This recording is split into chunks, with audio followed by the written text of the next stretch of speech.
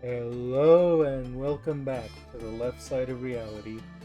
This is your host as always, Snow the First. Last time, uh, as you can see by the state of the facility in front of us, we beat day 49, but at great personal cost. This time, we end it. Day 50. We're gonna take our little ragtag group here, the final survivors of yesterday's bloodbath, and forge on to the final core suppression.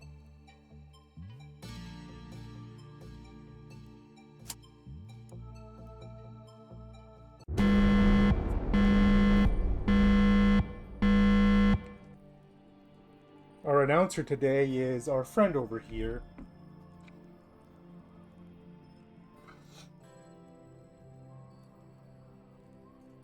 It's so jarring to see a relatively small number at the top left there after how many insane numbers we've had to deal with for the last for the time we've had up until now.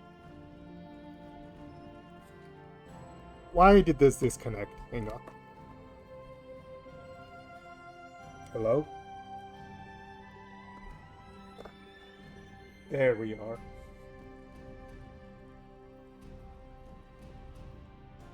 It's Carmen! Woo! For whatever it's worth. Before we start our business in earnest, let's look at everything we've had to handle up until now, as a kind of final hurrah. One sin and hundreds of good deeds. The starter abnormality. Crumbling armor. A high-risk, high-reward teth that has one of the best weapons even up until the mid-game. Mirror of Adjustment, which I somehow never managed to entirely learn how to use. Maybe in the next cycle. And Punishing Bird. The first abnormality that put us down on a very threatening path. Look at it go. Up next, we have Fragment of the Universe. When I wanted to... Back when I was still a new manager, thinking that temperaments was the most important stats, and wanting to get it as high as possible. Perhaps a bit of an error in the long run. And yes, it helped us when we needed something suppressible. Bloodbath. The first abnormality with a serious condition that can be tripped over, that leads to the death of an agent if you're not careful. And it has in fact tripped me up once or twice.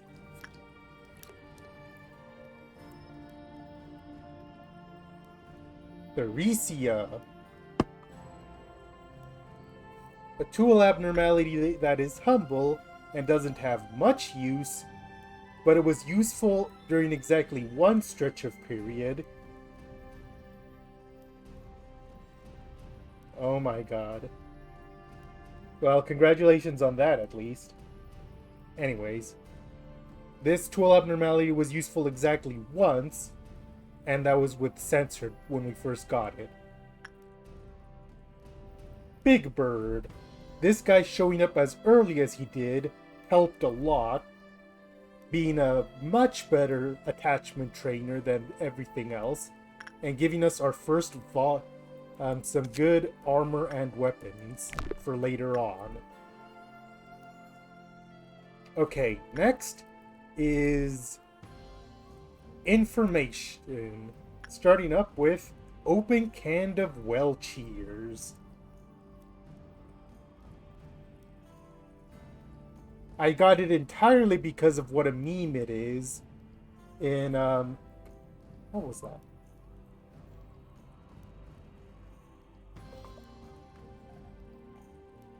I got it exactly because of what a meme it was in Limbus Company, and the biggest impact this thing made was to permanently take out Adam during the Malkav core suppression.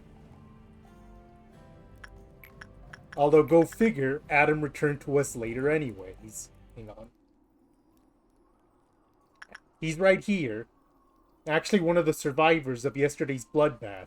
Go figure. Up next is Shylock, who I believe I grabbed because as an early Justice trainer. And aside from that, is most famous for giving us the very distinct appearance of Pansy, who sadly did not survive, but today Shylock will always be famous for being connected to Pansy like that. Today, probably the genuinely biggest misstep while we're talking about that, because I'd been entirely focused on instinct training because I remember it had been lacking at the time.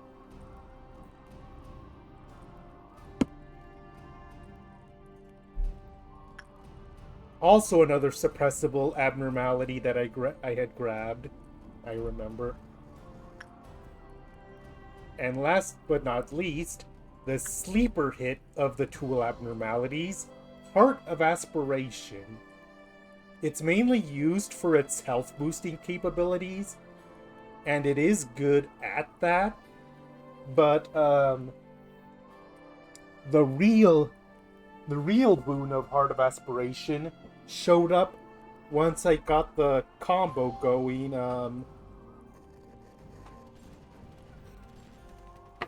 Once I got the combo going of Greenstem, Ego Gift, the weapon, and Heart of Aspiration, all on Tatiana. That made this very valuable.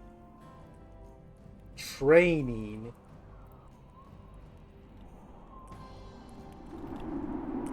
Snow Queen. Grabbed for being an insight trainer when we really needed one.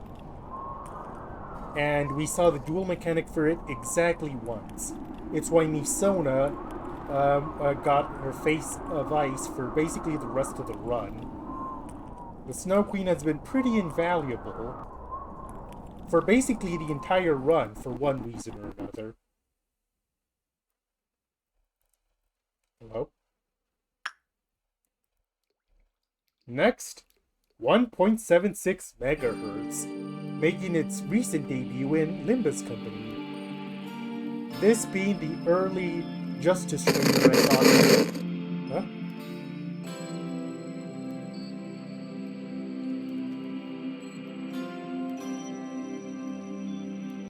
Oh, I think my headphones ran out of battery. I forgot to charge them. Whoops.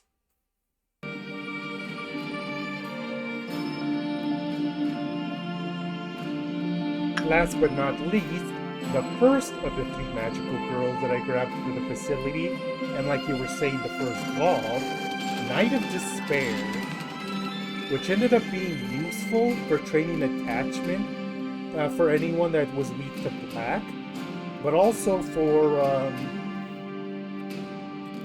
the blessing, which is another one of those benefits that was good for the entire run. The blessing making its most recent help for Bina, actually. You must be happy. The tool abnormality that helped us with Hod.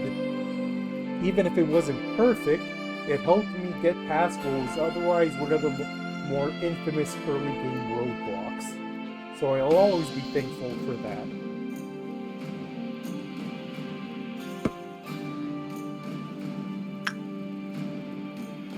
Up next, we have Central Command. And around the point of the facility that I was trying to make less safe choices, Scorched Girl stood out because it's a Teth when I had actually been actively aiming for VODs at that point. But it got grabbed because of Fourth Bench Flame. The weapon that It got quite a bit of use, at least up until it was replaced for the end battle. Happy Teddy Bear. Don't remember the exact rationale of why I grabbed it when I did.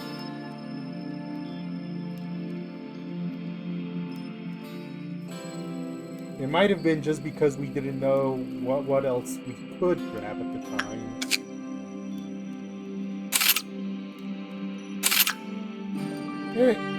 It's a good attachment. It's something of an attachment trainer, as long as you know what you're doing. Unfortunately, that's not everyone. Burrowing Heaven, which I grabbed for being a good trainer in quite a lot of things. A pretty good all-rounder. With Instinct being the only real downfall. But the attachment, having both attachment and repression definitely helped a lot. Old Faith and Promise. One of those options that were grabbed for exactly one purpose and one purpose only. Help with one of Nina's missions. Mind you, I don't remember if we even used it for that in the end. But it is there. That's why it was picked up.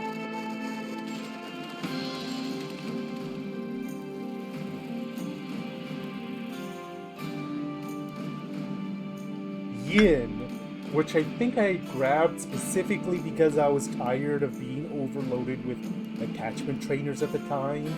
And so I grabbed something that was kind of an all-rounder for everything except attachment, which came with its own benefits and consequences, which I'll go over once we get to the other side here. But that leads us to our very first Aleph, Blue Star. Simultaneously the easiest and hardest Aleph. Easiest because it's very easy to keep contained once you know what you're doing. Hardest because if it busts out, that's basically the end of everything. Still, for giving us the first Aleph armor we had in the game, it's appreciated. And now it's time for you.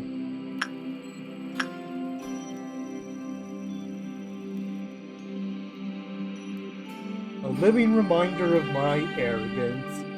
I thought I would be the one to finally tame the Queen of Hatred. I wasn't. I very much wasn't.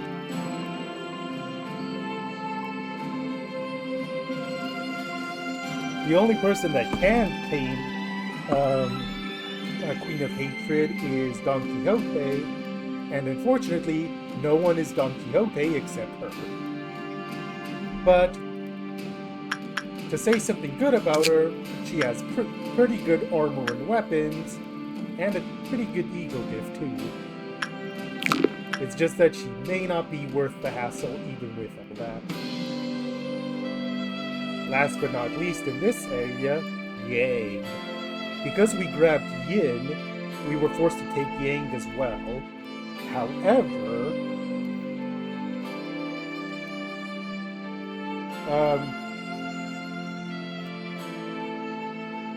the big thing about Yang is that you can never, you can never really use Yang because it causes Yin to break out before it can do anything useful. Like, this is a Prudence, this is a white damage resistance. This is a white, tool that does nothing because you only get, like, some time before it breaks out. However, there came a time when that's exactly what I wanted to have happen, when we needed Vav abnormalities for Gebura. In the depths of desperation, I came up with the Master Stroke to abuse the mechanics around Yin and Yang to easily farm for Vav abnormalities to suppress. Probably one of my finest hours, all things considered. as you were saying, picking up Queenie over here, shunted us over to disciplinary right away.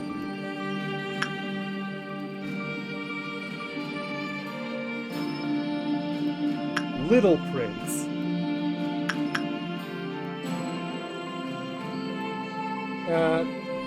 It has good white armor, and it has the white boosting weapons, but in exchange you have to juggle quite a lot, having to remember who did and didn't work on it.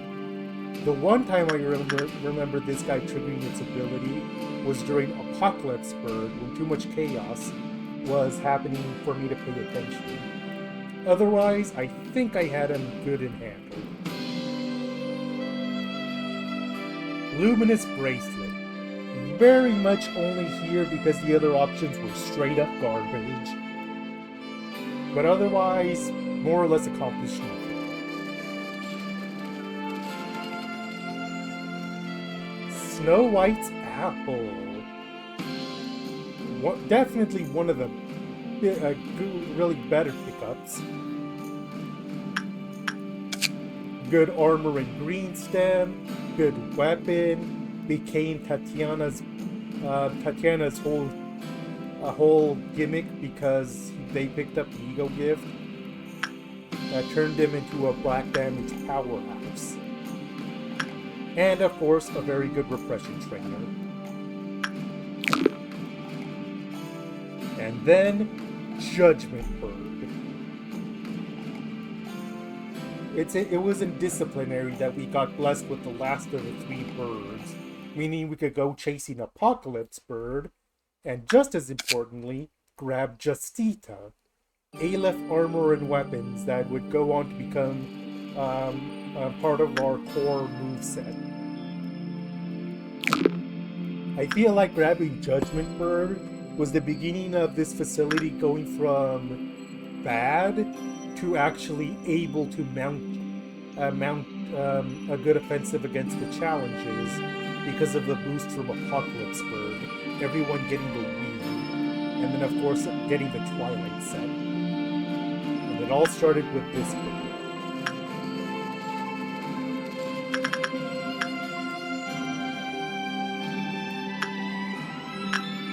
When we got to Welfare, what we first got was Skin Prophecy. The main goal of Skin Prophecy is to help with Censor, although ironically for this run, I don't think we used it for that, because we had other ways of dealing with Censored at that point. Like, once we picked up the Claw, we could just combine Justita with the Claw. And I forget if Skin Prophecy ever did anything with me because of it. King of Greed. Since we had picked up the other 2 magical girls, we figured, why not pick up the 3rd, round it out. Made for a good endgame instinct trainer, gives us Aleph fists that we used for a lot of the endgame challenges, and really good red armor. Pretty useful. Queen Bee. Making a cameo recently in Limbus Company while Perthlocked. I believe we grabbed Queen Bee because our facility had been just that starved for high-end instinct trainers at the time, and she did do that job, and she did provide us with good armor. Like, I think Hornet basically replaced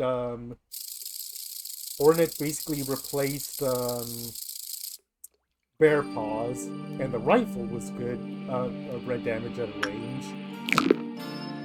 But Queen Bee also caused a lot of headaches in return. So another one of those big benefits but big drawback abnormalities. Funeral of Dead Butterflies. Has a snazzy suit, has cool guns, and was a good mid-game justice trainer when we really needed one. And when we could no longer keep it contained, the people in welfare were powerful enough to just pack it back in the box as soon as it showed up. You did good at what we needed you to do. What did we do first? Records or extraction? Or we were going back and forth on them. But because of a misstep, we did records first. As far as core suppression goes. May as well go left to right at this point. Censored. Showed up twice and ended up being part of the the final lineup. We used it for endgame insight training. We used it to grab the claw. And we otherwise just kind of let it sit here because we didn't want to let it escape. But it is funny that it showed up twice like that. Flesh Idol. I think picked because the other tools were not great. We used it once or twice, but I don't think there were ever any circumstances where we had to pray long enough for it to do the facility-wide heal. But Flesh Idol definitely could have been worse, for sure. After getting snubbed near the start of the game, you showed up towards the end.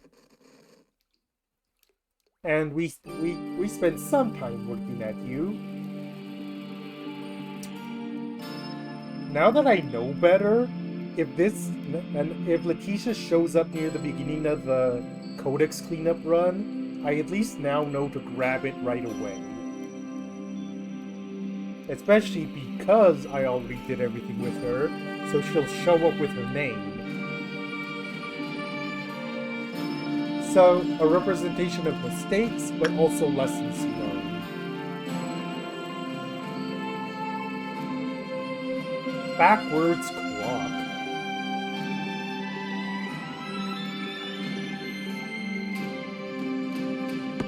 The tool famous for being the main way to take a lot of the bite out of Bina, both times you fight her. Of course, because it's Bina, even taking off a large chunk of difficulty leaves a lot left. But Backward Clock did exactly what it was supposed to do.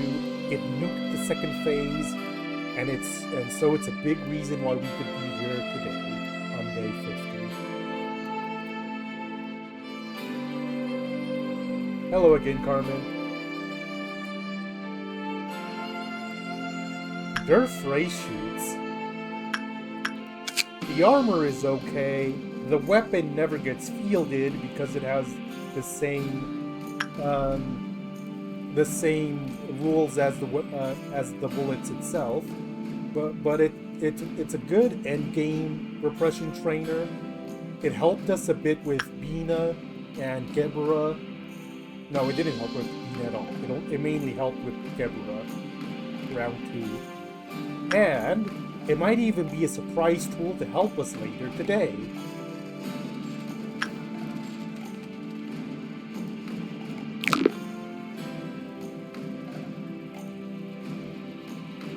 Big and will be bad wolf. Grabbed because I wanted an endgame instinct trainer, and boy, it definitely served that purpose. The armor got more use than the claws, although the claws still got some use, mainly for being part of the anti-black fixer kill squad. It served its purpose, at least as far as that went, and we managed to never make it break out, which is nice.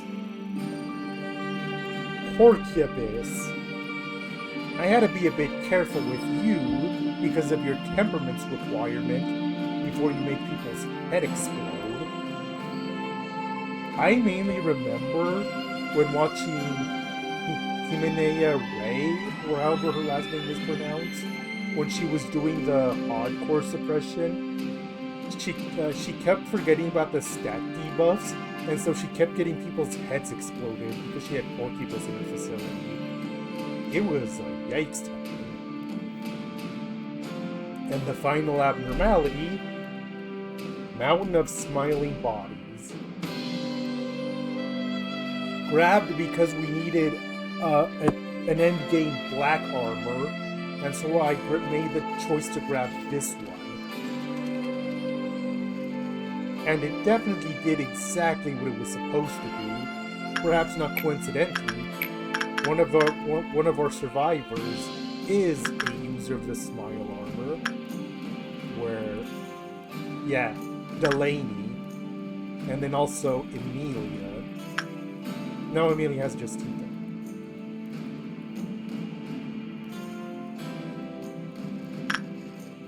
Who had the other Smile? Oh yeah, Tatiana. Both the Smile users survived yesterday, and I don't feel like that's a coincidence. The armor is very, very good. I went for defense over offense. And the badasses of Extraction here are able to put you down as needed.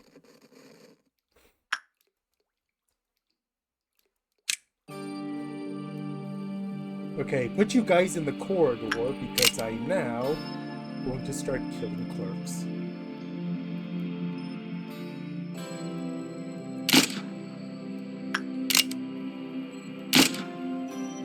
Cool.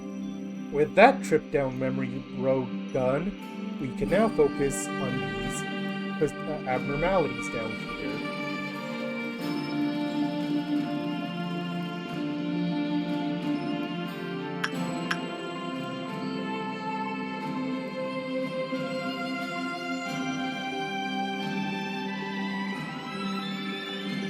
Okay, we have 2 abnormalities that will not allow it to work with anyone else.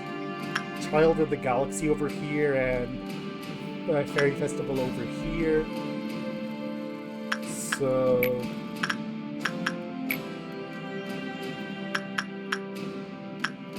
Noah, I guess you could become... No. You can become our designated Fairy Festival person.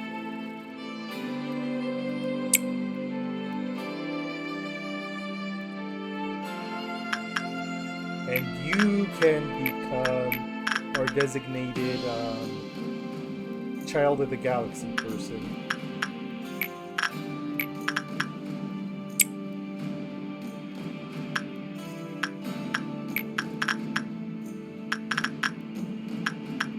I actually don't know what the best work for these are. It's been a while since I've had just complete question marks for abnormalities.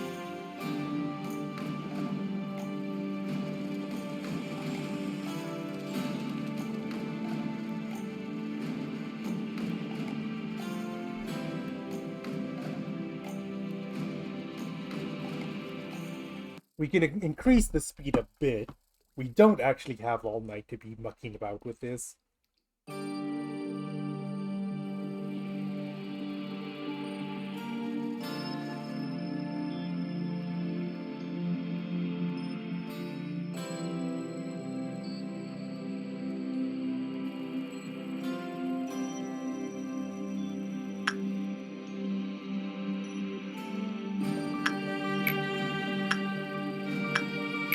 And then just kind of second verse, same as the first that.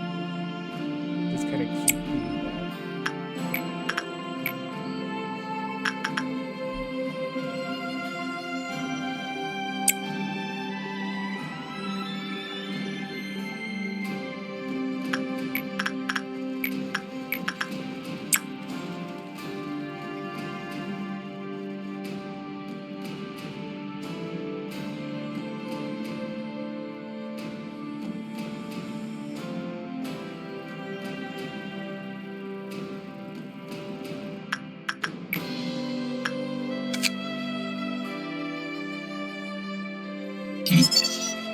Fairy Festival.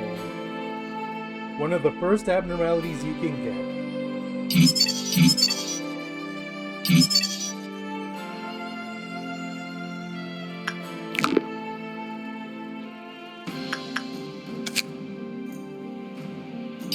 Child of the Galaxy.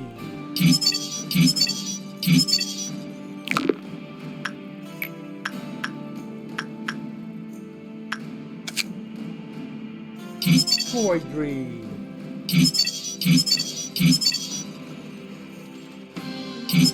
One fun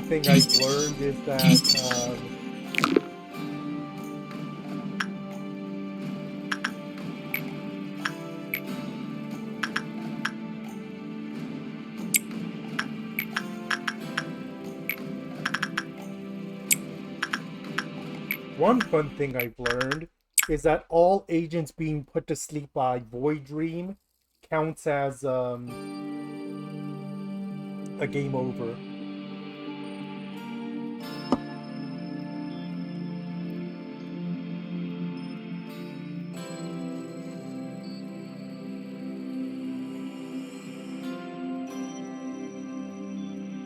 So, my question from earlier, for Queen of Hatred, is the milestones determined by the building itself? This little thing doesn't matter up here? I don't think I ever got an answer to that. Okay, it's the energy gauge, the building itself. That is the main thing I wanted to know before moving forward.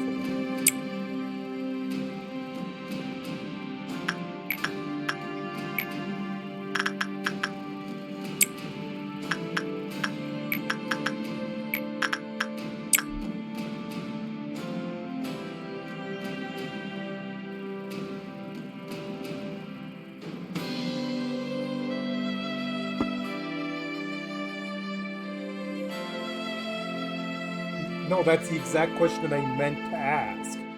Like, do we need to kill for Queen of Hatred as this bar progresses?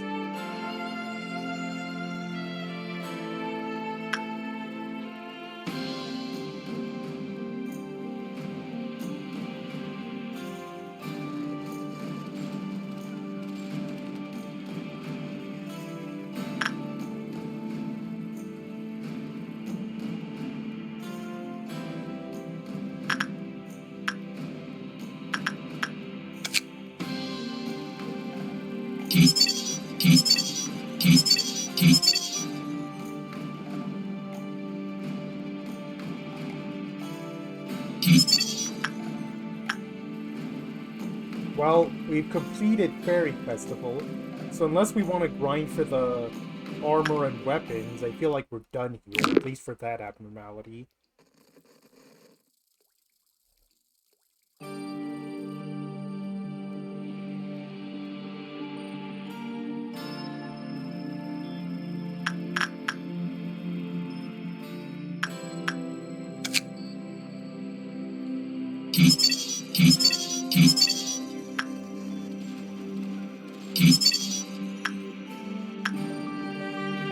All this equipment looks like it would be fun, but if we don't want to face a problem where we want to run out of clerks for Queenie, it might be best to ignore weapons and armor, and just focus on energy once we get the information.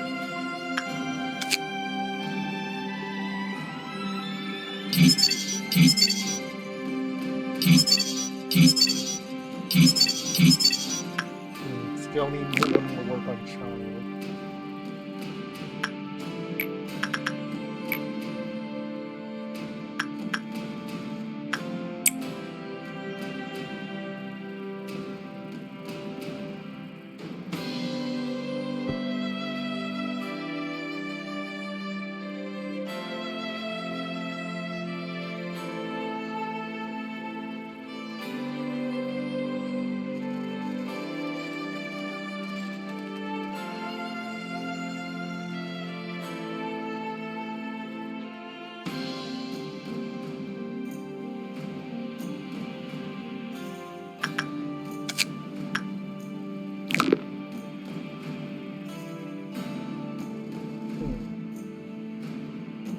You mentioned the challenge mode earlier. Does anything we do in challenge mode carry over to the main facility? Oh my god, that's a very interesting looking weapon.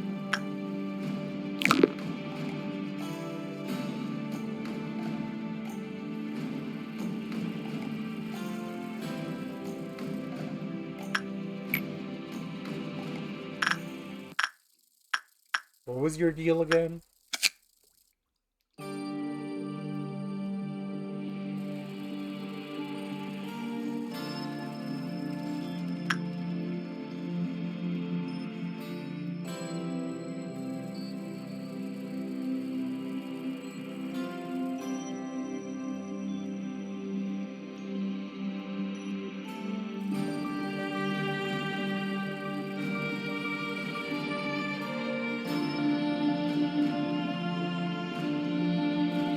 Yeah, that's the main thing I'm asking for. To basically use challenge mode,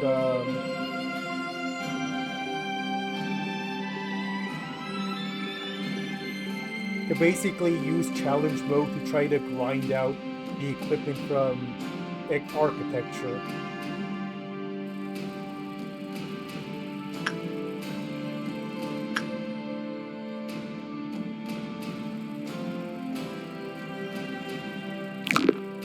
Okay. I'm gonna have Galena play us out with some Moonlight Sonata.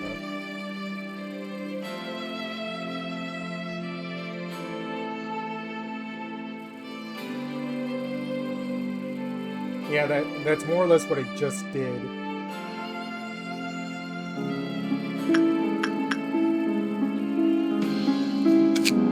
I think I have the codex for everything in architecture at this point.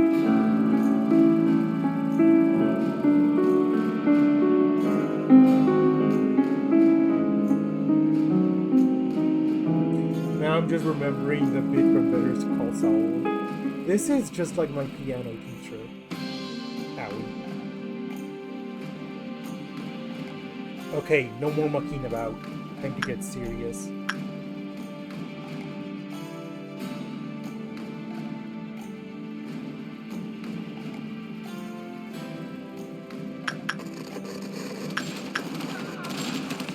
I completely forgot about that fact.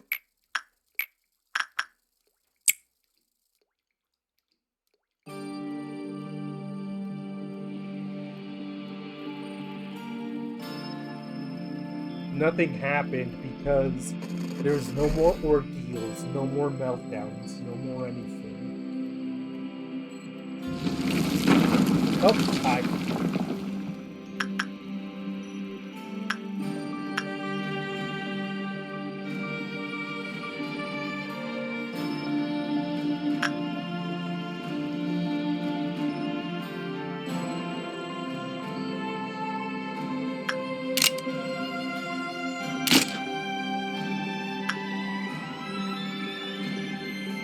Oh, this is gonna be murder on my neck. Also, I forgot I can freely pause now.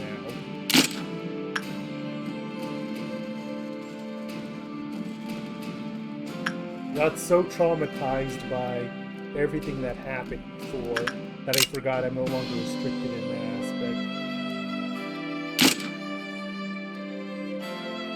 Okay.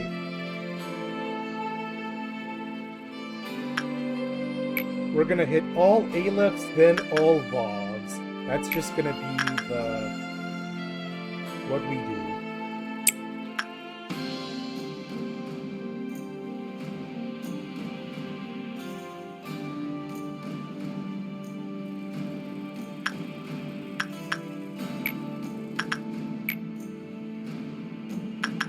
I'm glad you survived.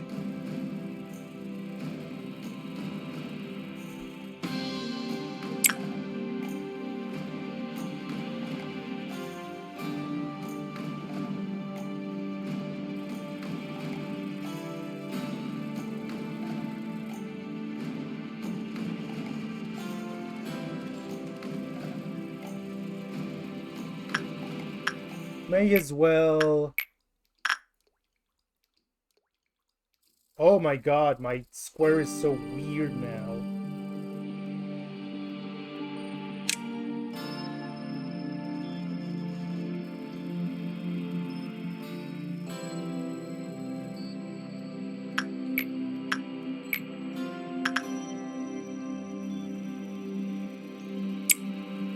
I wanted to go in with the what was left, basically.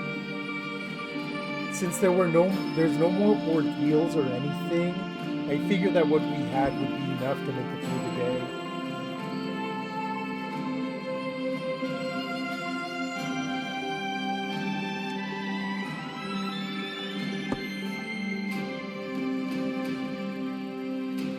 Yeah, as long as Queen of Hatred doesn't breach.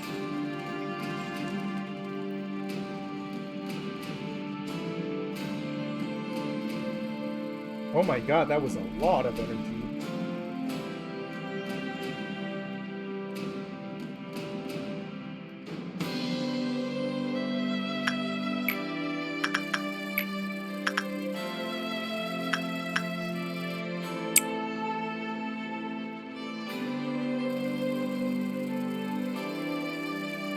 you say time-based, what do you mean?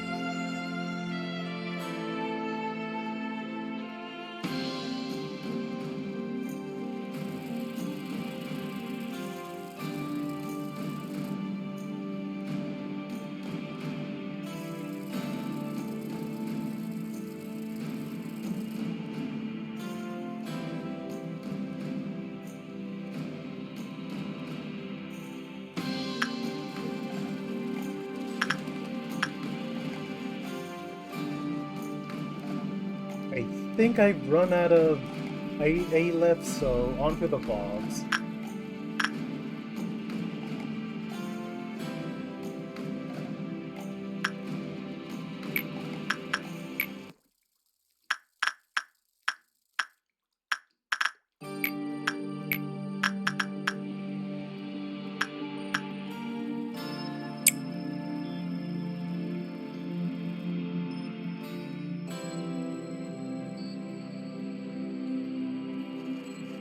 At 300, it's gonna turn again.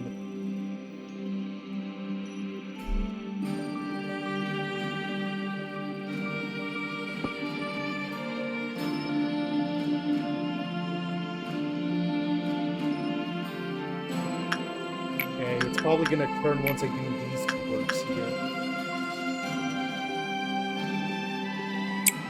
We don't have Melendez anymore. She was our main person for doing this.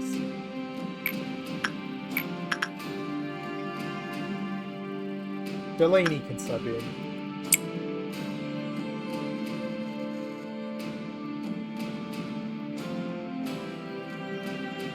For a second, I forgot that the majority of our facility got murked.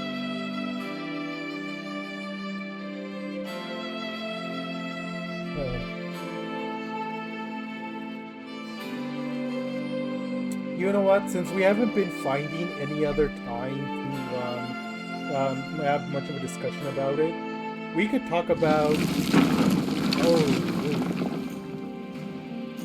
Professor Layton versus Phoenix Wright, because we are way behind on that.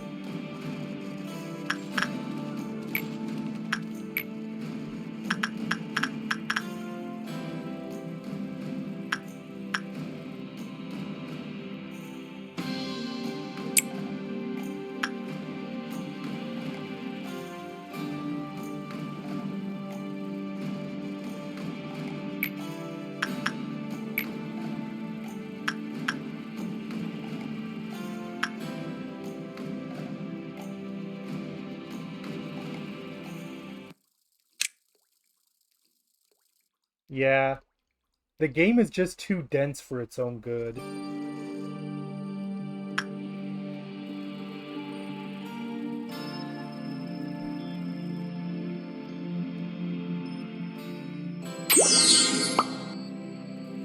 Yes.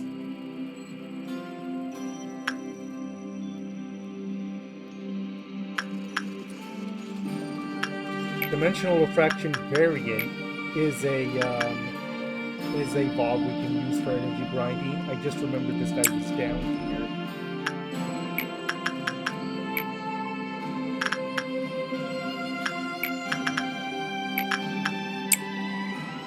So anyways, I suppose the last thing to keep in mind about the first trial is the fact that being a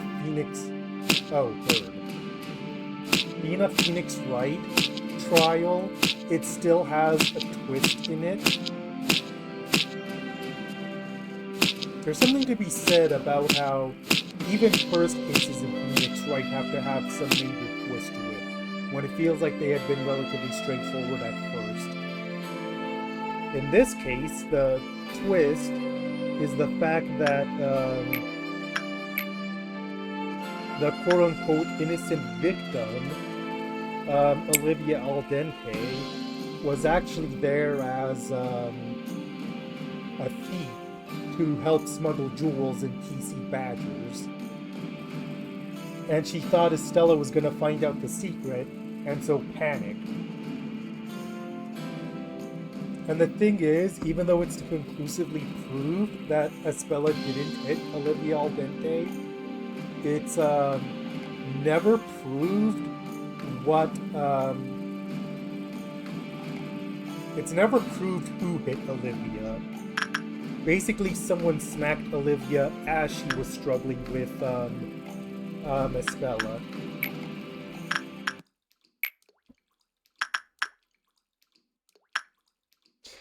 No more Misona.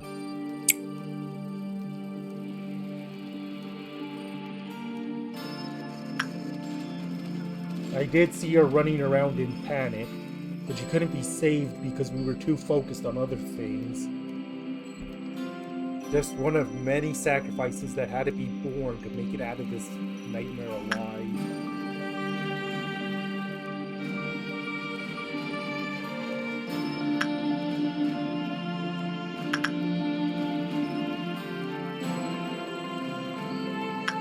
Professor Layton versus Phoenix Wright is unique in having, because of the nature of the game, it has an all-female corporate roster,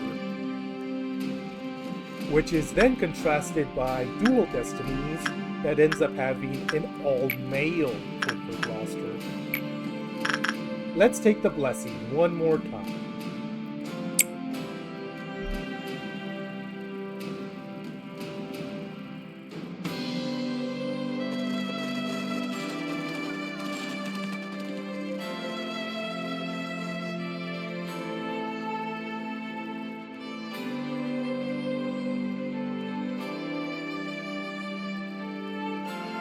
How effective do you think we'll be at getting 300 energy in one cycle? It's like we really pressed for it.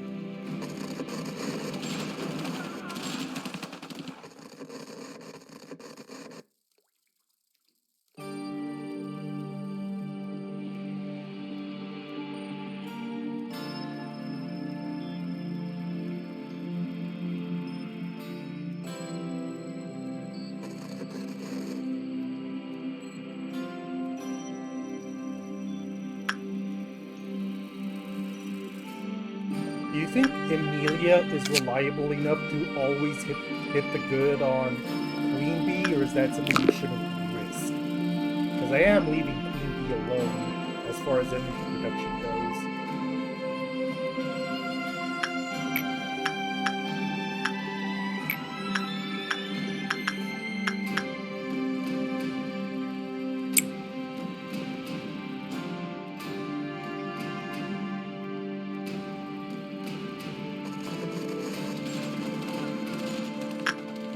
Alright, cool. We'll add her to the rotation in this upcoming cycle.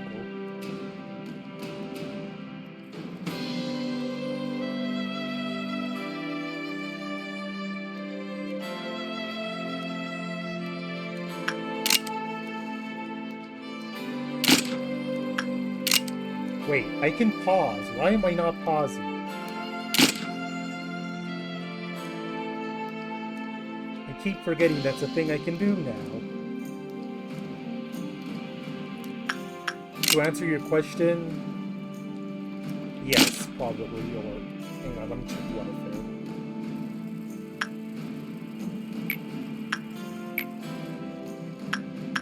Yep, Max is still here.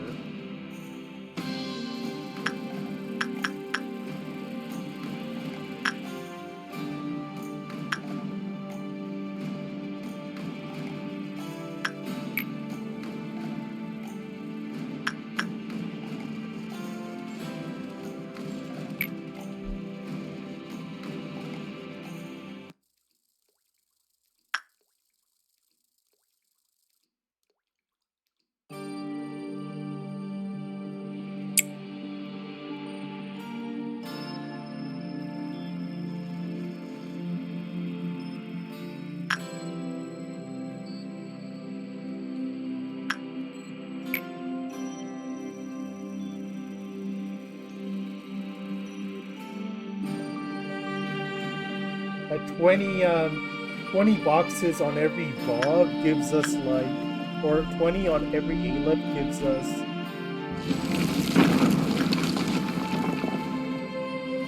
We basically have a lot of options for energy. So maybe we shouldn't be pressed too much about it. Even if this is currently extremely disorienting.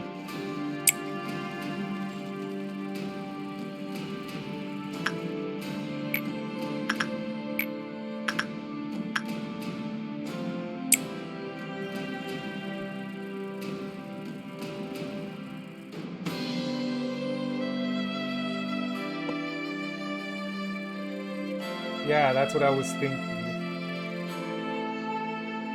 To make absolute sure that before the bullets get disabled, we have done our 3 kills, and we have done our 3 kills, and we're at the beginning of a new cycle, so that even if Queen of Hatred gets upset, we'll end this before she breaks out.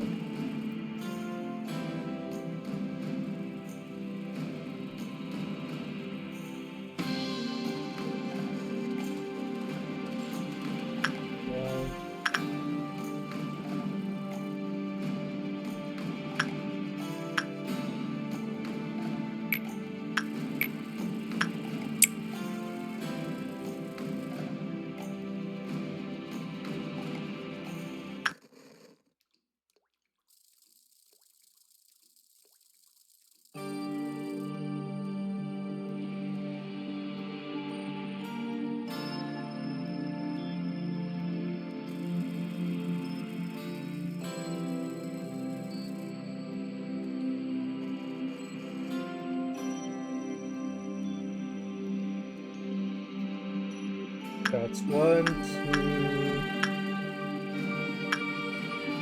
4 Alephs that we have. That's 80 boxes or rough about. And that's not even including the Bobs, which can spit out similar yields. Yeah, I think we won't actually have any problems energy-wise. We never do. It's just about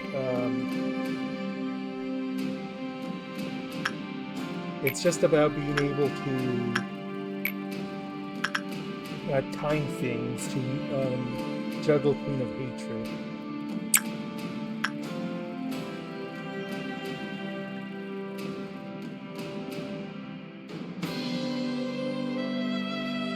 And that 80 is a rough estimate because we still have the Yasad buff, I think it is, that gives us more boxes per work than what it actually says. So it probably is closer to like, what, 90 per work? Or 85?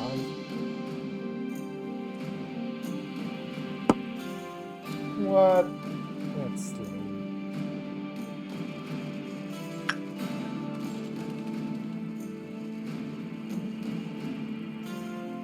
Never mind. Even now, at the end of all things, I don't know what I'm talking about.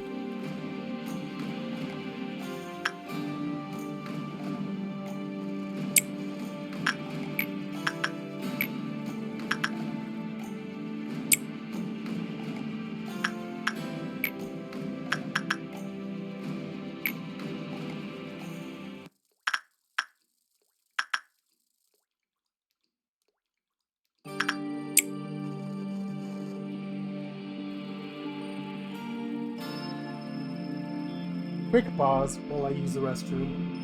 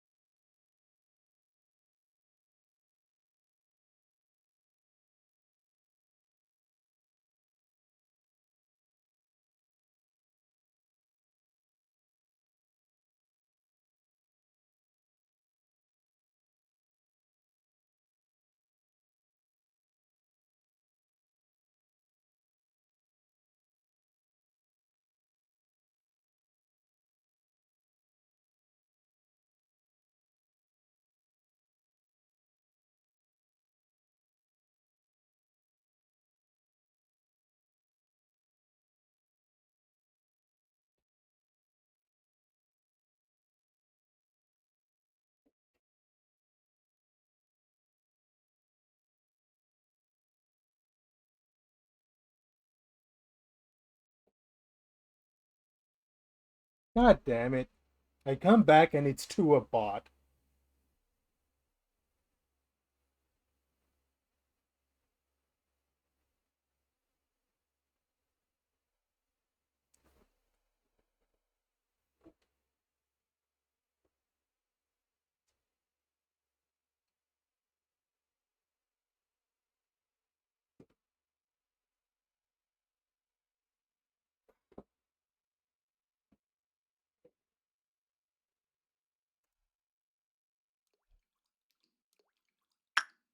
Where the hell even was I?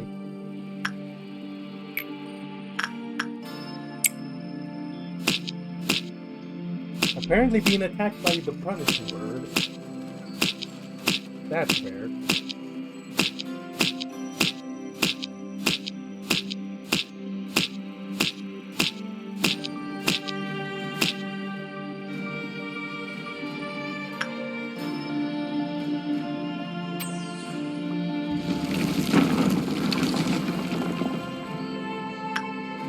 God damn. Once I really started pushing for it, I reached the halfway point with barely any effort.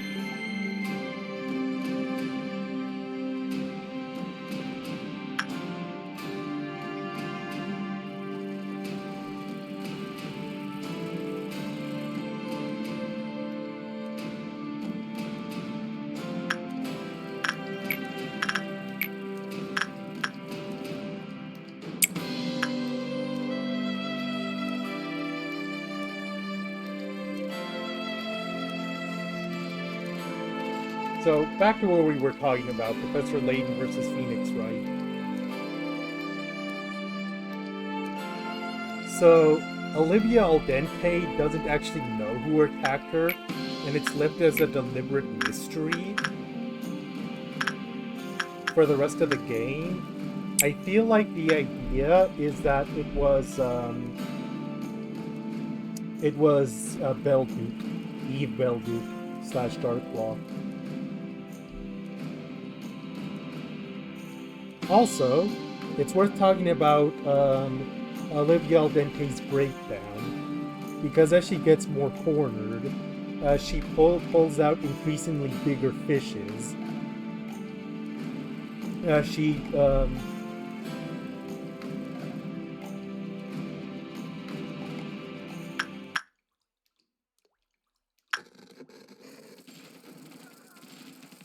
This is where the sloppiness of Johnny Smiles actually comes to save the day a bit.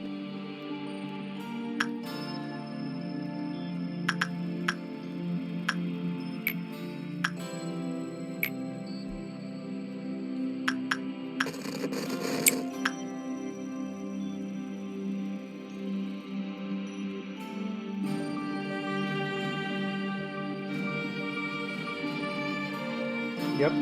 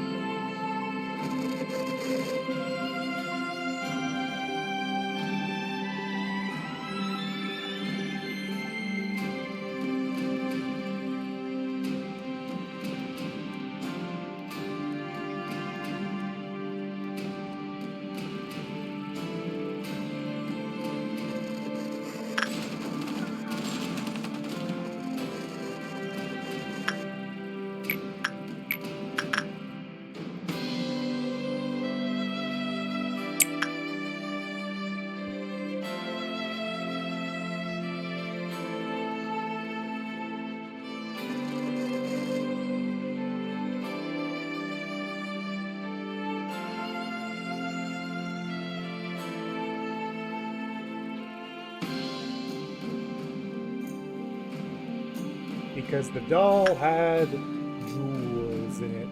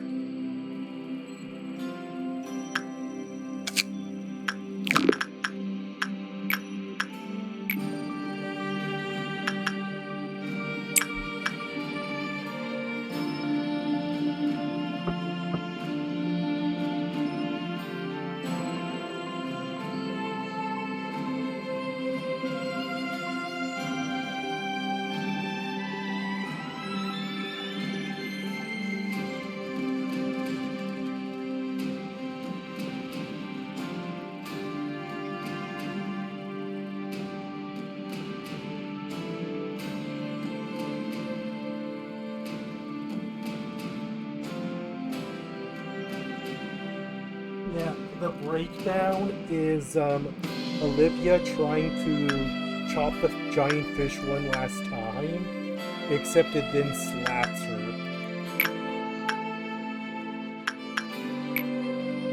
And then Tim's all like, "Could someone get this fish back in the water, please?" Who knows if anyone ever did.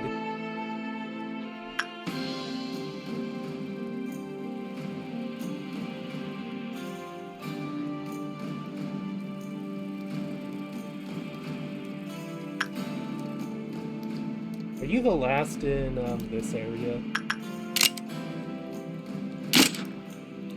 You are, so I need 2 more after this.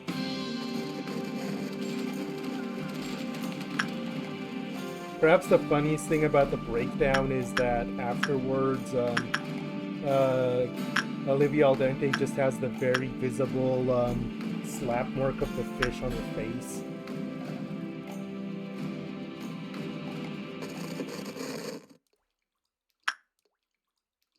I hate this.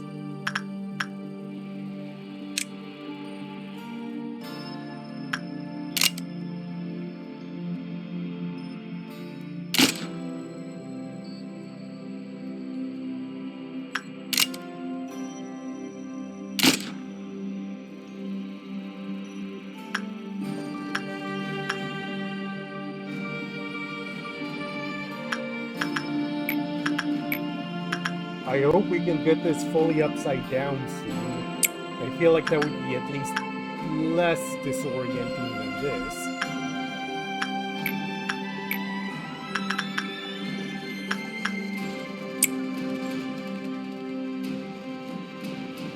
But yes, Olivia Al Dente says that in the end she had no idea who attacked her, and that she was a jewel thief. It's not very often that such large question marks are left at the end of a trial.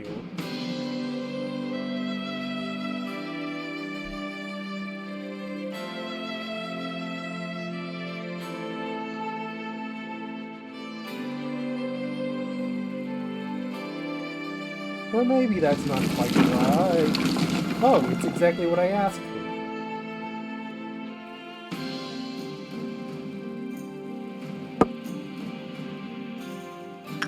This is the brick joke to something that's been building up since the start of the game, where anyone that's familiar with the Tree of Light symbolism will notice that it's upside down and wonder why that might be. It's for this moment here.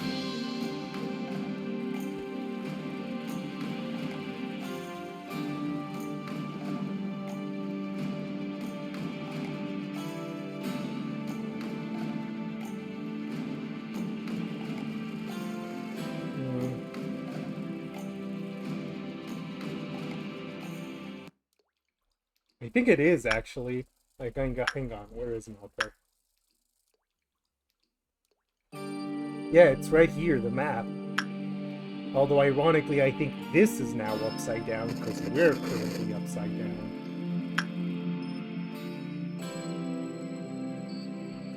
No, it's over here. They both have maps.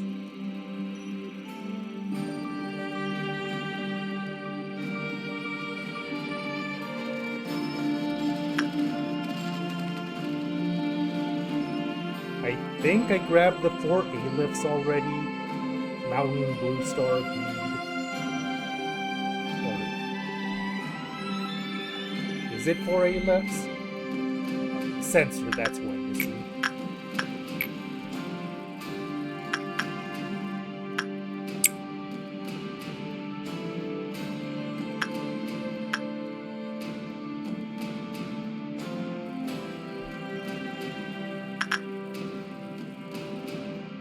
The building turning like that has actually left me somewhat disoriented.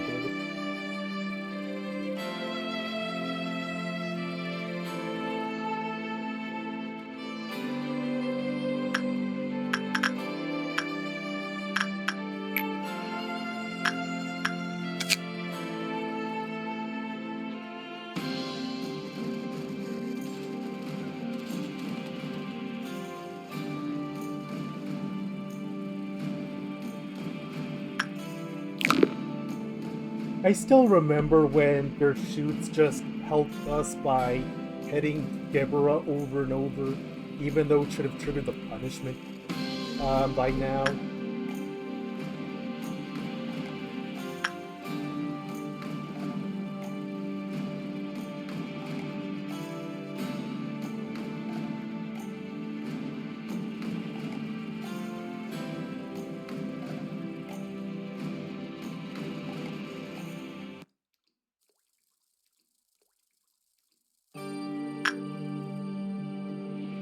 Anyways, the first official chapter of the crossover ends with our heroes getting sucked into the book, not knowing what happened to them.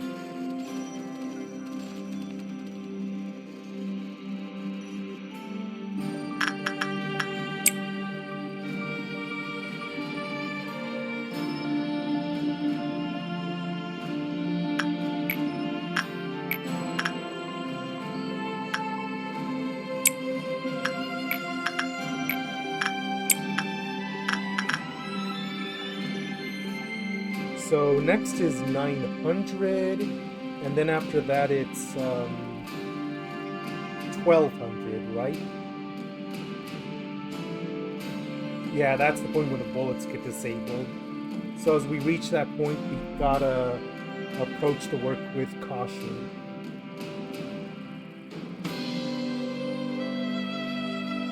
We can throw a bunch of filler works on Zayans if we have to just quickly push to a new cycle to satiate food of hatred.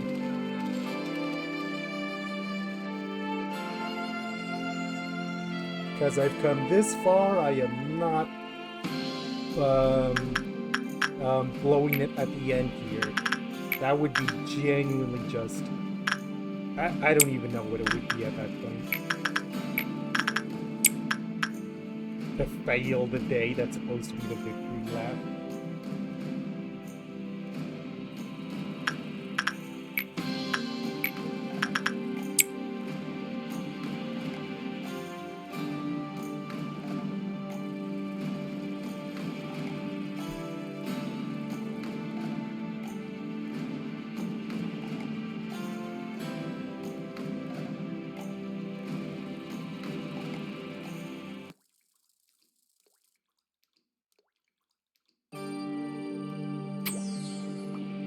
I feel like it might be a deal if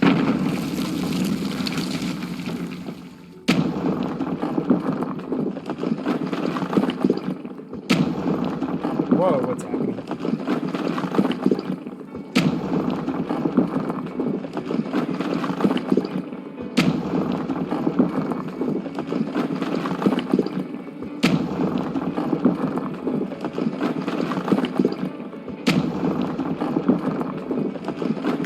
If we had something like 1080,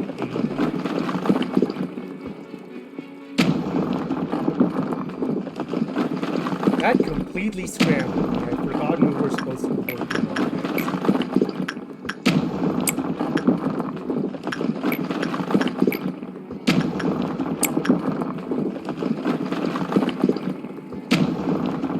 Well, normally I would have headphones to help deal with the noise, but they ran out of battery because I'm smart and I think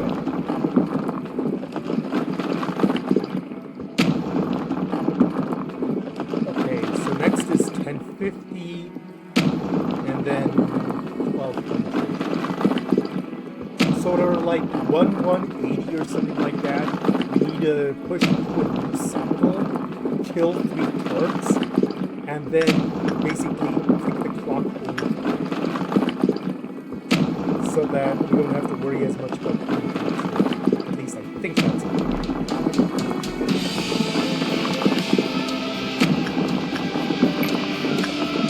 What is this Metroid Prime ass music?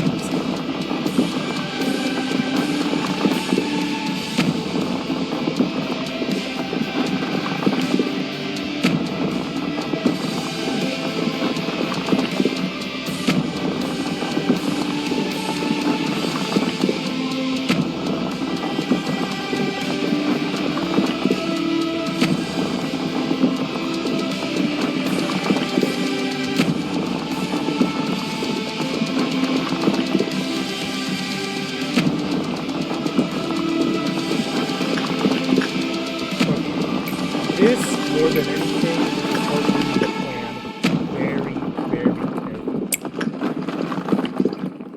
Don't want to get energy too fast.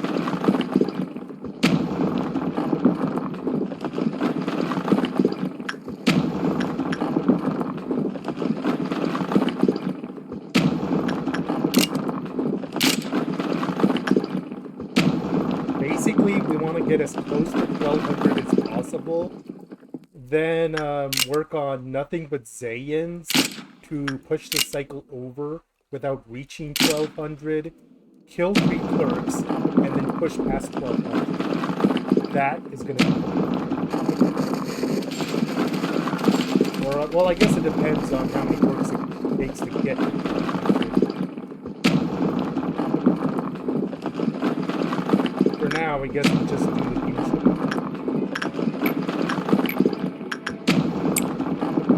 Should I lower the game volume, especially now that it's like right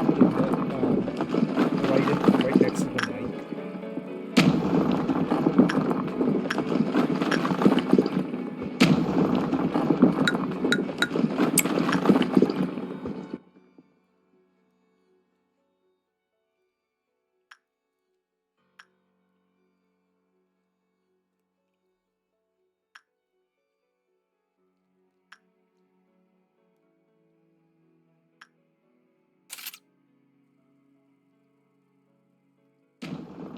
That saying save and quit absolutely scares me. They maybe should have worded it better than that.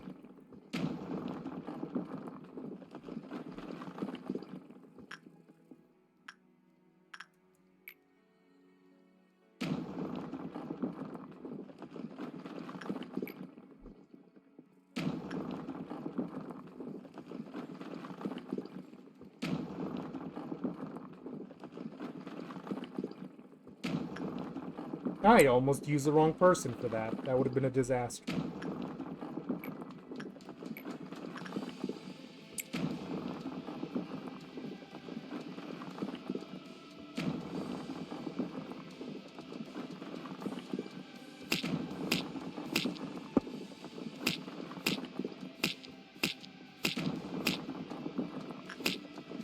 Do we prime up? Do we prime it up ahead of time, just in case? No, only if it's absolutely needed. Cool.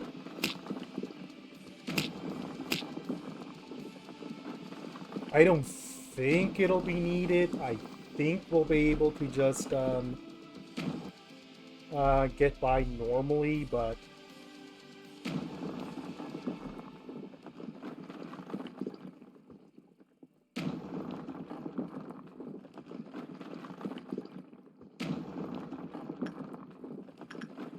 I think we'll be fine, but it's like you can never be too careful. Because we're about to hit this next milestone, I believe.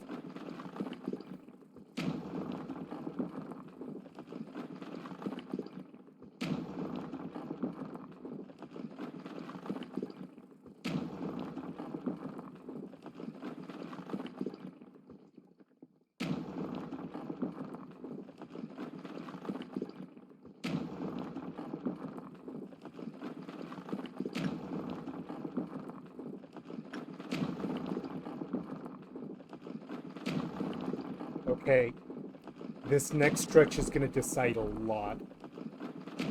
I'm going to say right now we continue in high energy collecting mode until such a time we need to pump the brakes on it.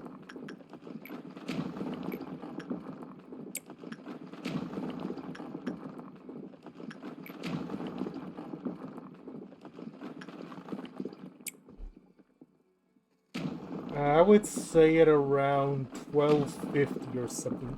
150, 11550 or something like that is when we need to pump the brakes. Oh my god, we might actually reach that very fast, actually.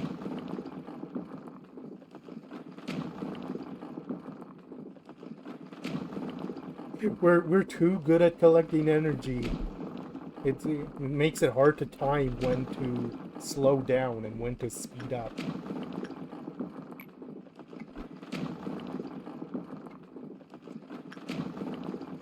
If we're really that fussed about it too, we could start doing bad works on purpose on something harmless like one soon. I'm mainly speaking out loud to myself to make sure I know that there are, in fact, strategies we could do, and we aren't. I'm not the manager anymore that just fumbles over every little thing.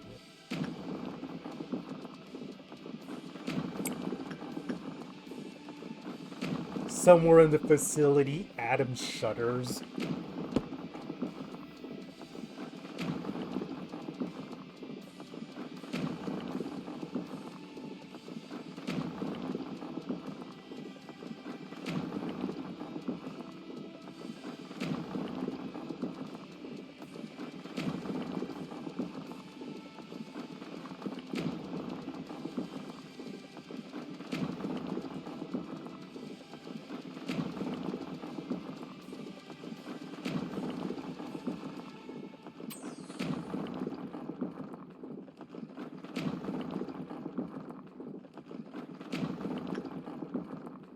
I would say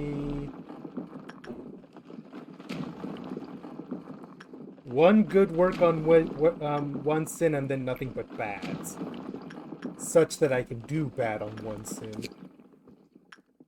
Yeah, I would need to do repression.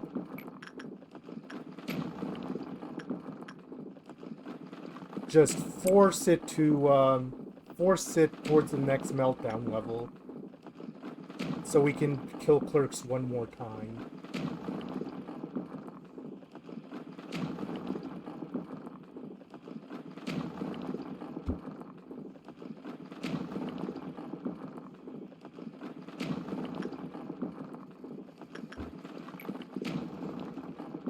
Right before we hit 1500, I might raise the game volume again, so we can listen to the credits music then.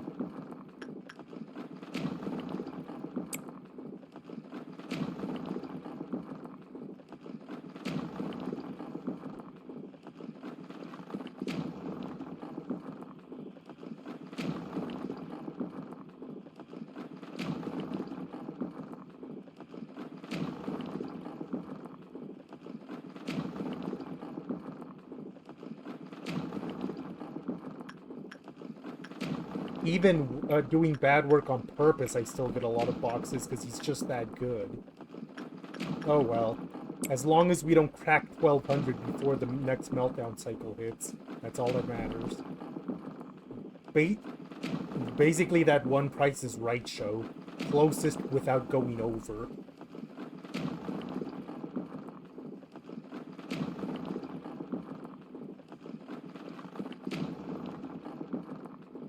What's that? 3 works? Yeah, we should be fine. And in fact, I might pick someone with less good stats on purpose. See if we get even less boxes like that.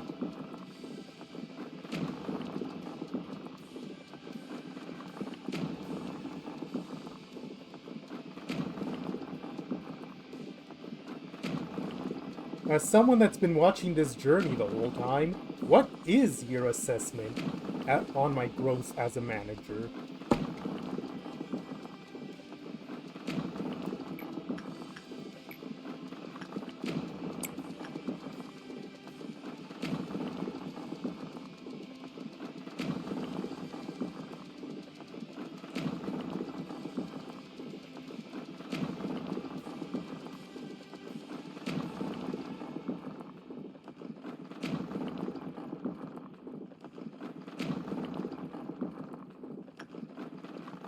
Okay, cool. Perfect. This is exactly what I wanted. We're probably gonna get like 180 before the next meltdown, and that's what I wanted.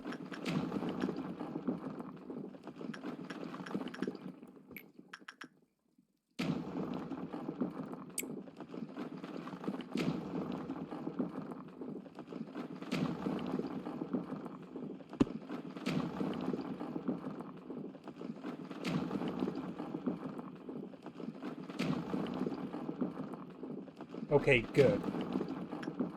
Where was I killing clerks from last? I was killing them from... Where was I killing clerks from fast? I actually don't remember.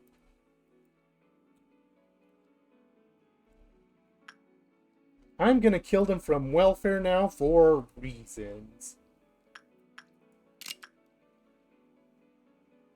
And in fact, since we're gonna lose access to our bullets anyways, I may as well wipe out welfare.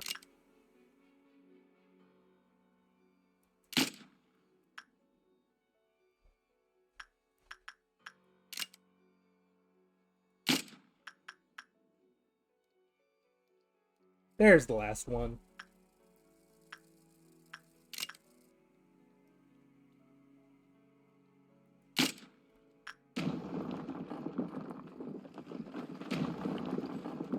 Okay, back to the regular energy collecting strategy.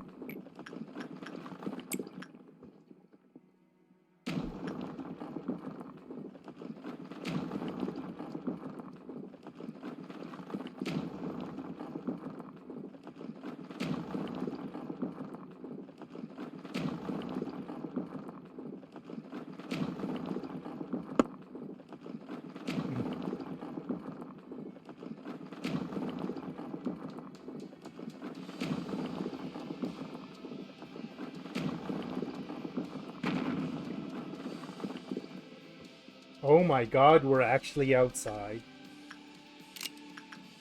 Huh. I thought you said execution bullets were disabled at this point. They seem to be fine to me.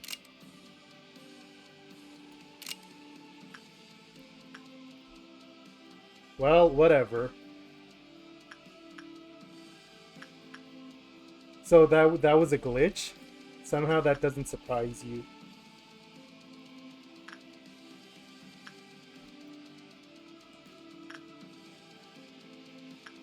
Records. No, I think they are broken. They're not doing that thing anymore where it starts to... Yep. Okay then, cool. Now we know 100% for sure. Also, Noah lost her face, but in a different way. I guess it's to be expected, given that she is the designated censored nugget, but still. Even to the very end, people cannot keep their faces around here.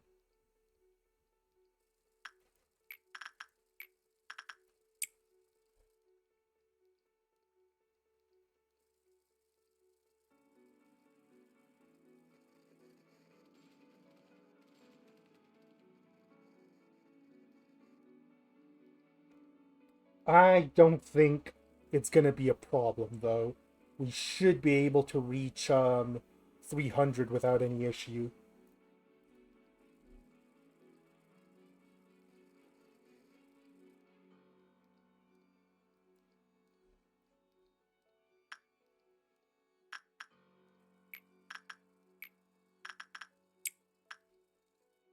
Because I have gone from a manager that didn't know anything to a manager that could seal the deal.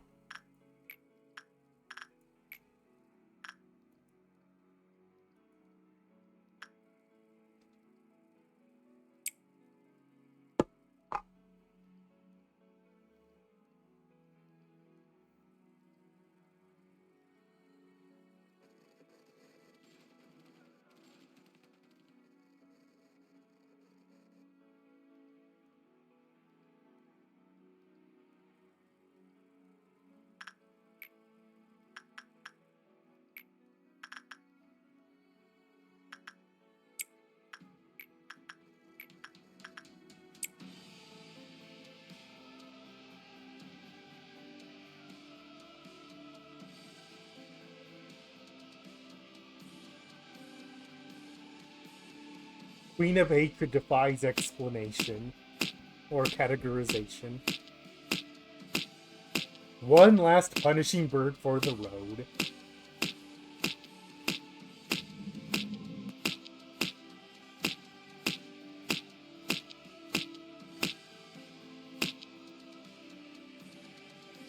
Now might be the time to increase the volume back up.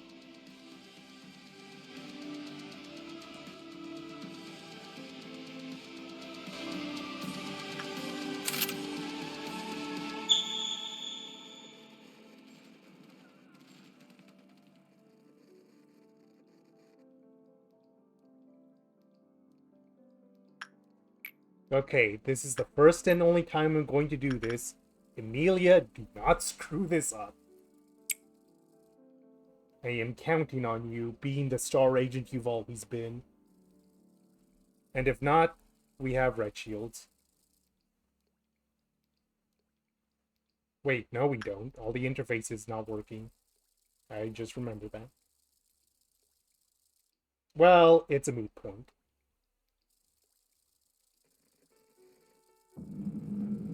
At the very least, we wouldn't have had a total breakout because I killed all the clerks ahead of time. I am capable of thinking ahead.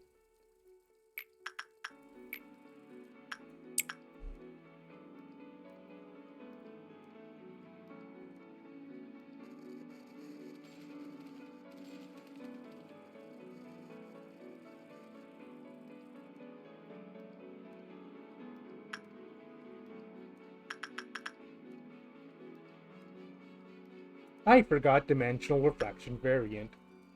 May as well do that. Where are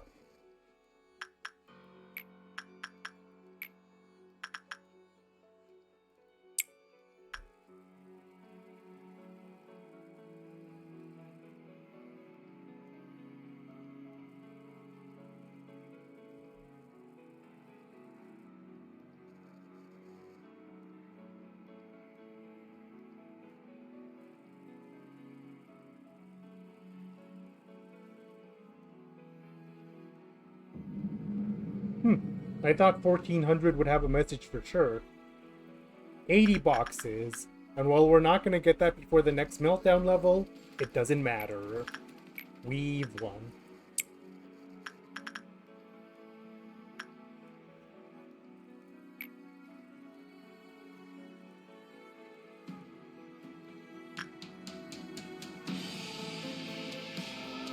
Oh my god, can I no longer undo a work once I've queued it up? Oh, now you queued up.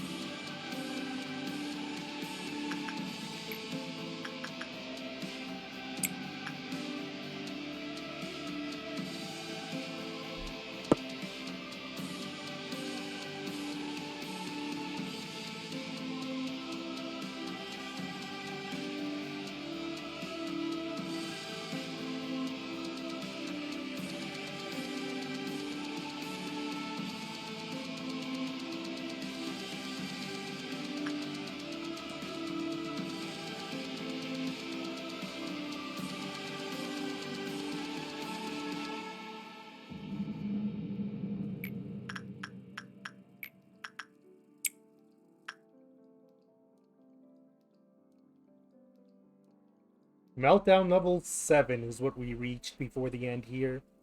Cool. Well, nothing for it but to bring this to a close.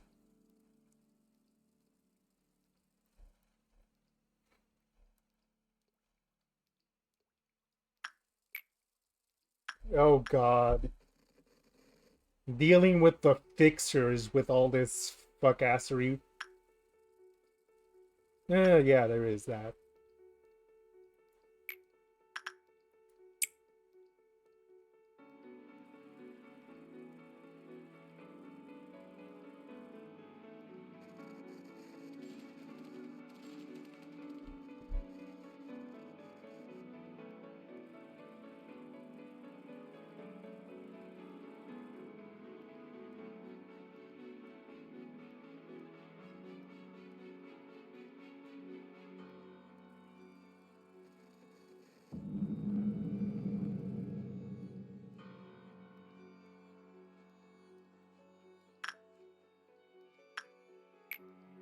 You've turned into the secret main character of this entire facility. Close us out.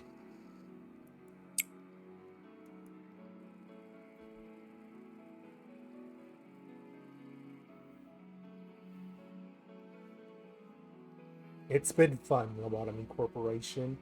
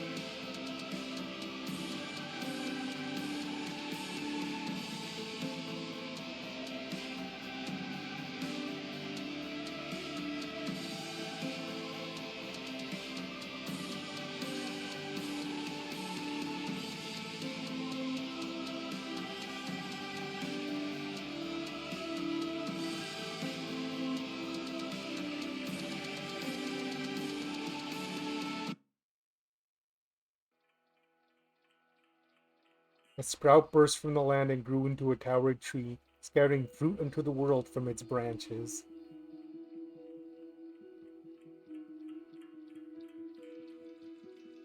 Is it going to advance on its own, or am I advancing it? I am advancing it. The tree, cultivated from the process of infinite possibilities, is closer to the sky. It is more fierce than anything else. The borders between the past and future, reality and illusion, the body and the mind, space and time, they were all slowly fading away. It is said that the void awaits at the end of the line. But I know that it is not just nothingness. You shall be the infinite light. Your name is Iron. Remember this name of ours. Now, fade away without a trace.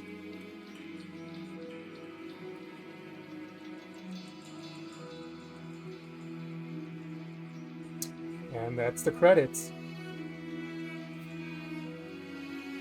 You know, when Persona 5 Strikers first came out, I went ahead of the game because you had to record it for your series. And so I saw the final boss encounter first. And when I saw it, it's like, hey, I recognize all these names. I need to keep this a secret, so that you can also be pleasantly surprised.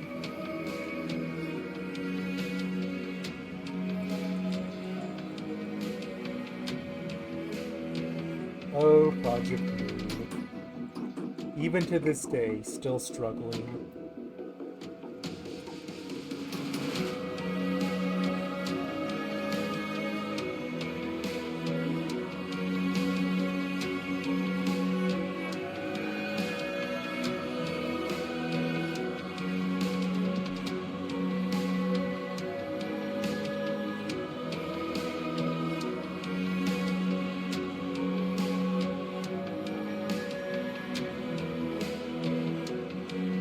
There's been a lot of discussion about how Project Moon has handled things recently. Kim Ji-hoon wants to keep it the small, little, intimate college club that he started all these years ago with Lobotomy Corporation. But his ambitions are growing perhaps a bit too big for a small college club to handle. He's really going to have to decide if he wants to scale back the ambitions to match the facility he wants, or if he's going to grow Project Moon to match his ambitions. Because try as he might, he can't have both. He just can't.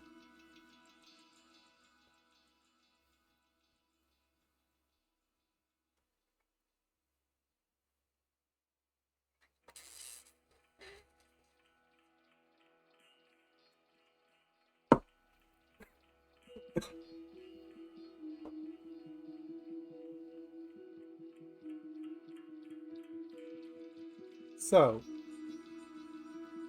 like I was saying, I feel like the reason why they chose the tree for strikers is that strikers also had a theme of enlightenment, albeit false enlightenment. Then again, Persona has always pulled from mythology all over the world. I guess it was only a matter of time before they um, did something with the tree.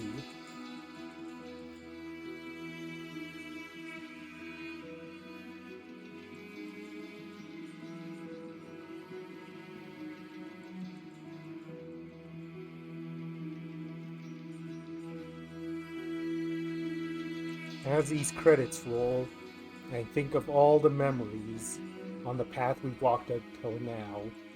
Being scared of the Amber Gone because the agents couldn't handle the damage. Being nervous of the green noons. Tackling the very first dusks. Tackling the very first midnights. The core suppressions. All the struggles and failures and triumphs.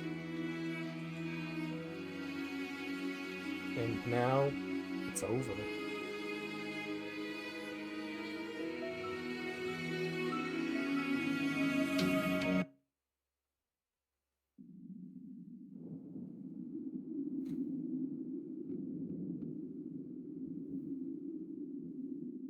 Okay, I'm gonna take a quick screenshot of this.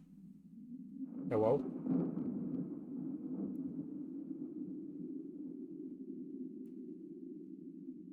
Stop doing that. Okay. Unfortunately, we are not 100% done. Very specifically, we're not 100% done with this. We're at 74%, roughly 3/4 of the way through. We have a lot of other abnormalities to track down and do works on.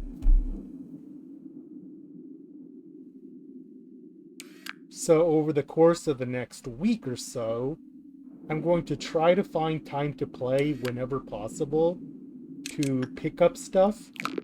Well, I guess first and foremost, I'll enter challenge mode and begin to grab everything from architecture as fast as possible.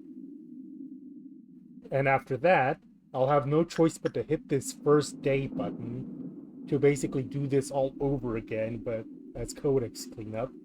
So when we meet back up here next week, fingers crossed, it'll be with the true ending. I'm curious, what happens if I hit continue at this point?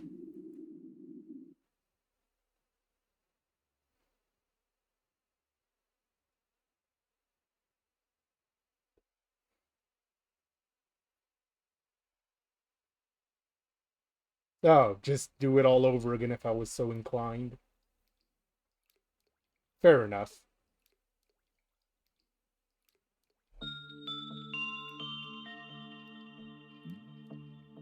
Well, come back here next week for getting the codex to 100% and seeing what happens when we do that.